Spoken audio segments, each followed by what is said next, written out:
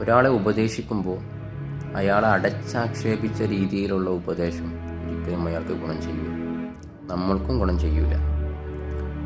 അത്തരത്തിലെ ഒരു ഉപദേശം നൽകുമ്പോൾ അവിടെ അദ്ദേഹത്തിന് അത് വല്ലാതെ വേദനിപ്പിക്കുകയാണ് ചെയ്യുന്നത്. കാരണം അവരിതുവരെ ചെയ്ത ഒരു പ്രവർത്തനത്തെ പരിഗണിച്ചില്ല, അംഗീകരിച്ചില്ല എന്നൊരു ഭാവമാണ് വരുന്നത്. ഒരു മനുഷ്യനെ ഏറ്റവും കൂടുതൽ ആഗ്രഹിക്കുന്നത് അംഗീകാരവും പരിഗണനയും മറ്റു കാര്യങ്ങളിൽ അവരെ മാനിക്കലൊക്കെയാണ്. അപ്പോൾ ഒരു പ്രവർത്തനം ചെയ്താൽ അതിൻ്റെ പിന്നിലുള്ള അധ്വാനവും അവരുടെ ബുദ്ധിമുട്ടുകളും അത് അവർക്കാണ് ഏറ്റവും കൂടുതൽ അറിയുക. നമുക്കതിനെക്കുറിച്ച് അറിയില്ല, അവരെത്ര റിസ്ക് എടുത്തുന്നത്. അപ്പോൾ അവർക്കാണ് അതിനെക്കുറിച്ച് ഏറ്റവും കൂടുതൽ അറിയുക. അതുകൊണ്ട് അതിൻ്റെ നല്ല വശങ്ങൾ വെച്ചുകൊണ്ട് അതിൻ്റെ പോരായ്മകളെ തിരുത്താനാണ് ശ്രമിക്കേണ്ടത്. ഉദാഹരണത്തിന് നമ്മുടെ വീട്ടിലൊരു സാഹചര്യം എടുത്ത് നോക്കാം. നമ്മുടെ വീട്ടിൽ കറിയിൽ ഉപ്പ് കുറഞ്ഞു പോയാൽ സാധാരണ ഉണ്ടാകാറുള്ളത് ഒരു വകക്കും കൊള്ളാത്ത കറിയാണ്, ഉപ്പുമില്ല പുളിയുമില്ല എന്ന രീതിയിൽ പറഞ്ഞുകൊണ്ട് ദേഷ്യപ്പെട്ടുകൊണ്ട് എണീറ്റ് പോകുന്നൊരു സാഹചര്യം ഉണ്ടാകാറുണ്ട്. അങ്ങനെയല്ല ചെയ്യേണ്ടത്. അങ്ങനെ ചെയ്യുമ്പോൾ ഒരിക്കലും അടുത്ത പ്രാവശ്യം ആ ഒരു തെറ്റ് തിരുത്താനുള്ള മനോഭാവം അവരിൽ വന്നുകൊള്ളണമെന്നില്ല.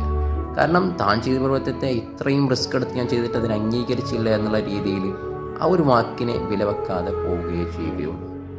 അപ്പം അതുകൊണ്ട് ആ ഉപദേശം നൽകുന്നതിൽ അടുത്ത പ്രാവശ്യം നമുക്ക് ആ കറി വരുമ്പോൾ ഉപ്പ് പാകമായി കിട്ടാനോ അല്ലെങ്കിൽ അവർക്കോ അതുകൊണ്ട് ഉപകാരം ഉണ്ടായിക്കൊള്ളണമെന്നില്ല.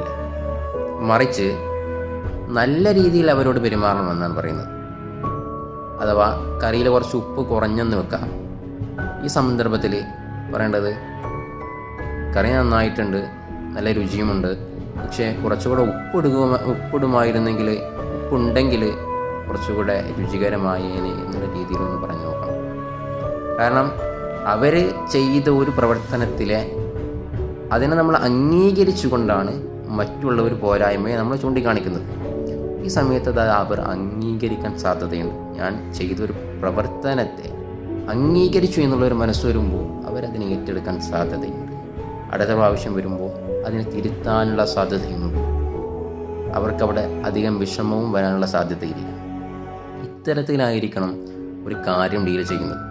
ഒരാൾ ഒരു പ്രവർത്തനം ചെയ്തു കഴിഞ്ഞാൽ അതിലൊരു പോരായ്മ കാണുമ്പോൾ ആ പോരായ്മയെ മാത്രം എടുത്തുകൊണ്ട് ഇത് ശരിയായില്ല അത് ശരിയായില്ല എന്ന് പറഞ്ഞുകൊണ്ട് അതിനെ ആക്ഷേപിക്കുന്നതിന് പകരം അതിന് നല്ല വശങ്ങൾ എടുത്ത് പറഞ്ഞുകൊണ്ട് ഇതുകൂടെ ഉണ്ടാകുമായിരുന്നെങ്കിൽ ഒന്നുകൂടെ നന്നാകുമായിരുന്നു എന്നുള്ളതാണ് പറയേണ്ടത്.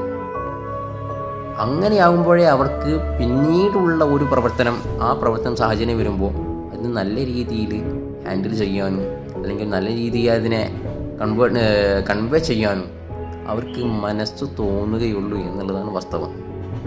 അല്ലാതെ ഒരിക്കലും അടച്ചാക്ഷേപിക്കുക എന്നുള്ളത് ഒരിക്കലും ഒരാളെ നന്നാക്കാനുള്ള മാർഗമല്ല എന്ന് മനസ്സിലാക്കുക. അതല്ല, ഇനി നമ്മൾ എത്ര പറഞ്ഞിട്ടും നല്ല രീതിയിൽ പറഞ്ഞിട്ടും മനസ്സിലാകുന്നില്ല, ഇങ്ങോട്ട് തന്നെ നമ്മുടെ മേലേക്ക് തന്നെ ഇങ്ങനെ കയറാൻ വരികയാണ് എന്നുണ്ടെങ്കിൽ അവരെ ഒഴിവാക്കുകയാണ് നല്ലത്.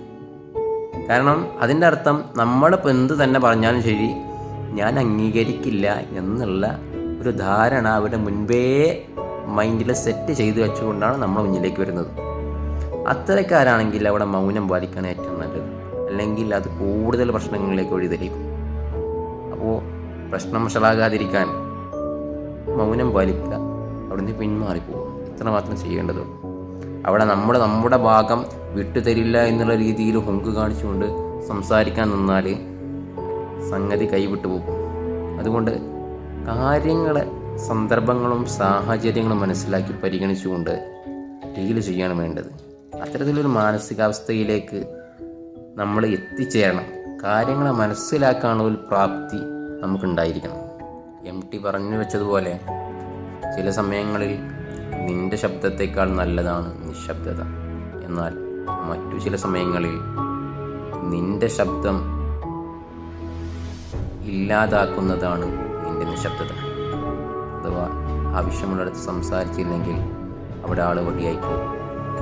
ആവശ്യമുള്ളിടത്തെ സംസാരിക്കാവൂ, ആവശ്യമില്ലാത്തിടത്ത് സംസാരിക്കരുത്. ആവശ്യമുള്ള അളവിലേ സംസാരിക്കുക.